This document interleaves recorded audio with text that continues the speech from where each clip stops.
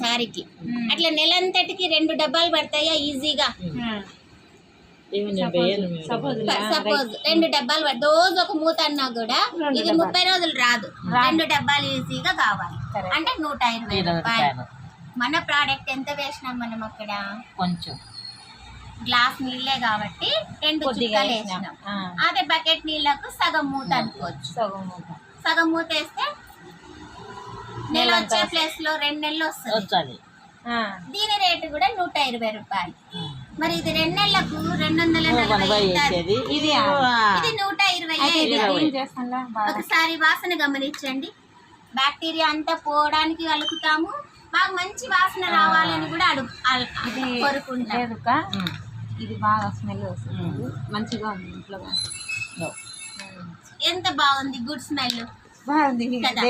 ఇంత పర్వాలేదు.